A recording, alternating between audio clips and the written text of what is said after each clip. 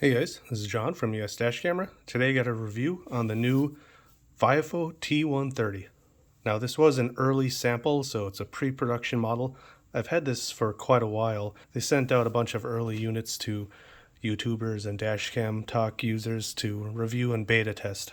So this is going to be a 3-channel dash camera, and if you guys are already subscribers of my channel, you would probably remember I reviewed the Viofo A139. That one had one main front camera and 2 external rear cameras, or one rear and one interior. Here you can see this is going to be the rear camera, and on the main unit it's pretty interesting. It's a very different design from their previous models. This is a cylindrical type design, and here on the front you can see this lens rotates this way, but the whole camera actually rotates too, and that's going to come into play a little later, and I'll mention why. Then here on the back we got the interior camera, which does have IR lights, so you are able to see even in the dark. Now, what's very interesting about this, besides being built in, is it can actually swivel. So this might be useful if perhaps you get pulled over and you want to film your interaction with the police. Now, I haven't been pulled over or anything since testing this camera, but you can see here in the sample, you can see someone approaching the side of your car. For buttons, we have a power button, a mute button, a Wi-Fi button, and a lock button or emergency lock button. Sometimes it's called a manual record button. If you hit that, it'll lock the current file that's recording so it doesn't get erased over. Now, with the newest firmware, as of this date of recording in mid-November, if you short press the Wi-Fi button, it'll actually turn the IR on or off. So you'll have to hold that down to turn the Wi-Fi on or off. Then also you can press both the mic button and the emergency record button at the same time to disable the interior camera. So for whatever reason, if you don't want to be recording inside of your car at a given time, then you can just do that. So the GPS is built into this camera. It's not an external mount like a lot of the other Viofo cameras, and you can see here the power input, which is USB-C, so I was pretty happy that they added USB-C. Where it gets a little tricky is the memory card port is up here, and depending on the angle of your windshield, it might end up being sort of hard to get to because of your windshield. So what's nice about the front lens is you can push this all the way forward, set the angle this way, and then when you need to take your memory card out, just pull this all the way back, take it out, put it back in, then rotate all the way forward again, and this should be set where you had it earlier, so your angle should be always good that way. Now, one of the things I didn't like though is the rear camera cable. So we have the power cable plugging into this side, and then the rear camera cable on the other side. So that's also going to be USB-C, and I was really excited about the A139 because the rear camera and interior camera had a really thin coax cable, and even though I like that they're using USB-C, I much preferred the very thin coax cable of the A139. So when this is installed in your car, it looks sort of silly with a power cord coming up here and then the rear camera cable coming up here. I wish both cables could go on the same side, but it can't because this is in the way. Now, speaking of power cables, it does come with the standard 12-volt socket power cable. Again, USB-C. If you're going to want to hardwire it or use the parking mode, you're going to have to buy the optional hardwiring kit. So this does not come with it.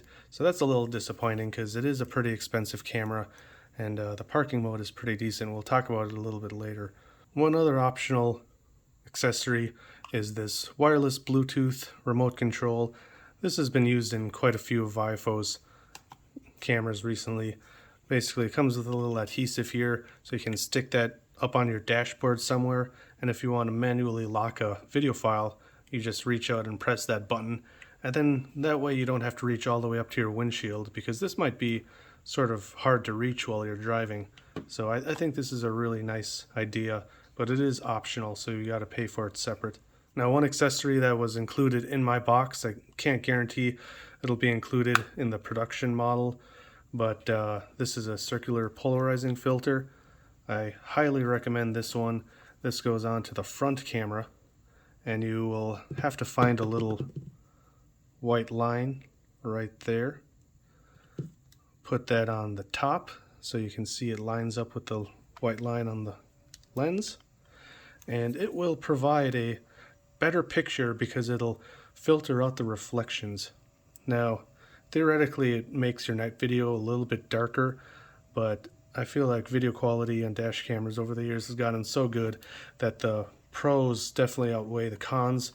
And when I look at footage, sometimes with or without the CPL, I sometimes forget that there even is one because there's not much of a difference anymore. And of course, guys, like a lot of the recent Viofo dash cameras, this does have Wi-Fi with a Wi-Fi app, and the app is incredibly easy to use. It seems to never have any connection issues, and for one, the amount of options in this app to customize your settings on this camera is truly like above and beyond almost every other dash camera on the market, and it's all easy to navigate. Definitely a big pro of this camera. Now, in regards to video quality, I think most people are going to be very satisfied with the quality of this video. The front is going to be 2K 30 frames per second, which is a really nice sweet spot. 1080p these days for the front camera seems a little bit outdated, but a lot of the 4K cameras with true 4K are pretty expensive, but 2K seems to be a sweet spot. Both the interior camera and the rear camera are 1080p. Now, before I mentioned that you can turn the infrared on or off with the Wi-Fi button, but in the menu you can actually set it to auto, and that's what I do. That means during the day, with its own light sensor, it turns the IR off, and then when it's dark it turns it back on so you can see in the dark. I think no one's going to have any issue with the interior camera. Now, looking at the rear camera, it's going to leave some to be desired. I said the same thing about the A139. You have to remember that this is a 3-channel dash camera, so that means it's processing 2 1080p feeds and a 2K 1440p feed, so that takes a lot of extra processing power to render all of that footage. But one thing I will say is it sort of seems like the A139 had better video quality, at least in the rear. It seemed like this camera was a little bit fuzzier. Now, Viofo did say that the production models will have that fixed, so by the time you guys buy this, it should look a little bit better than what I'm displaying here. Now, when it comes to parking mode, if you do hardwire it, this was a little bit of a surprise to me. This one does not have buffering. Now, the A139 did have automatic buffering in parking mode, and what that means is, say it senses motion or an impact, it starts recording the previous 10 seconds because it's always buffering 10 seconds onto its internal memory, and then when it triggers something, then it saves that 10 seconds to your memory card and then continues to record for a given amount of time depending on if it's an impact or motion. Now, some people are going to argue that's not necessary. The only reason I really like it is because I have had some cameras where the motion sensing doesn't start recording instantly, and I don't want to miss anything. I feel like I have a more sense of comfort knowing that I'm going to have 5 or 10 seconds before motion or impact triggers it. Now, if that's a concern, they do have an interesting time-lapse option where it records in a low frame rate, and it gives you a wide range of frame rates to choose from. Once it senses an impact, then it starts recording normally. So you get the lead up to that impact in a lower frame rate. Once it senses that impact, then triggers a regular recording. So that's an option for people that want to be able to capture leading up to the incident. So guys, if you are interested in purchasing this camera, currently as of November 2021, it's only available on the Viofo website, but they expect stock to be on Amazon in late December. I'll provide a link down to the Viofo website, and as soon as I can, I'll provide direct links to the T130 Amazon listing. If you do end up purchasing this and you want to learn how to hardwire the dash camera, I'll provide a link down below to the Blackboxmycar hardwiring tutorial website because it's a very great resource and it's very helpful. So overall, I do like this camera.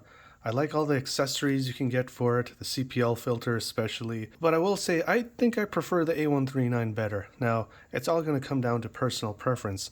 Do you want the rear camera built in with, or the interior camera built in with the ability to tilt it towards your driver's side? Then, I mean, this is the only option out there. This is a very unique camera. I personally preferred how the A139 had another infrared camera that was this size, and you could place it anywhere on your windshield you want. But that is a bit of a harder install because then you have another cable that you have to try to hide. But if you're an Uber driver, a taxi driver, and you're looking for a pretty simple 3-channel dash camera with great accessories, great features, and with Viofo, great quality, this is definitely a way to go. So guys, I hope this video was helpful. If it was, or if you like any of my other videos, I definitely appreciate it if you hit like and subscribe. And as usual, drive safe. Thanks for watching, and I'll see you next time.